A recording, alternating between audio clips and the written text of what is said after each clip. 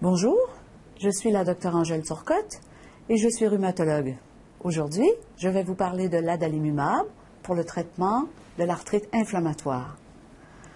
Vous pouvez vous rendre sur notre site web à l'adresse www.rhuminfo.com et imprimer un de nos pictofeuillets sur l'adalimumab pour le consulter pendant que vous regardez cette vidéo. L'adalimumab porte aussi le nom d'Humira. Adalimumab est administré sous forme d'injection sous-cutanée une seule fois toutes les 2 semaines. Une infirmière peut vous enseigner comment vous administrer les injections et un ami ou un proche peuvent aussi vous aider au moment des injections. Certaines personnes se sentent rapidement mieux après le début du traitement avec adalimumab, mais il faut parfois un peu plus de temps. Il y a 3 choses à faire lorsqu'on prend de l'adalimumab. Abordez ces questions avec votre médecin. D'abord, l'adalimumab peut réduire légèrement votre résistance aux infections. Vous devez cesser l'adalimumab si vous faites de la fièvre, si vous croyez souffrir d'une infection ou si vous recevez des antibiotiques pour une infection.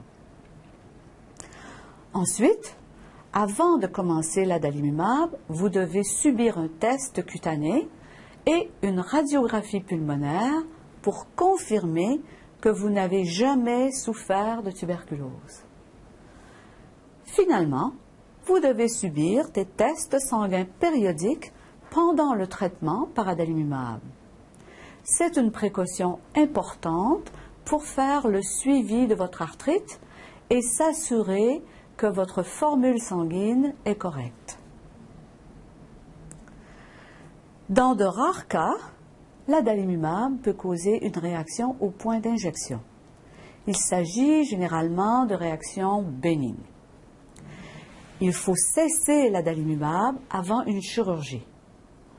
On peut recommencer le traitement après la cicatrisation en l'absence de signes d'infection.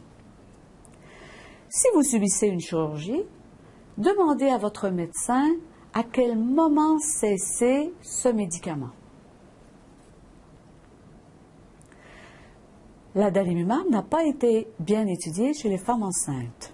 Informez votre médecin si vous êtes enceinte ou si vous planifiez le devenir ou si vous allaitez.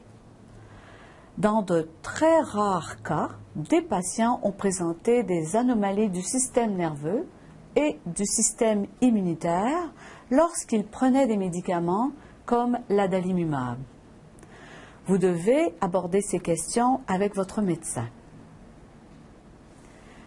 Finalement, les médicaments comme l'adalimumab ont été rarement associés au cancer.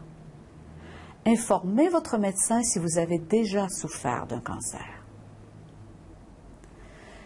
Si vous prenez l'adalimumab, appelez votre médecin si vous vous sentez mal et que vous voulez le cesser, si vous craignez des effets secondaires ou si vous l'avez cessé ou souhaitez le cesser, peu importe la raison. Dans le cas de l'adalimumab, il y a d'autres raisons spécifiques d'appeler votre médecin. Si vous faites de la fièvre ou vous croyez souffrir d'une infection, si vous prévoyez une chirurgie, si vous êtes enceinte ou planifiez le devenir, si vous prévoyez recevoir des vaccins, quels qu'ils soient, ou si vous présentez une rougeur cutanée. J'espère que vous aurez trouvé cette vidéo utile. Pour plus de renseignements, consultez notre site web à l'adresse www.rhuminfo.com.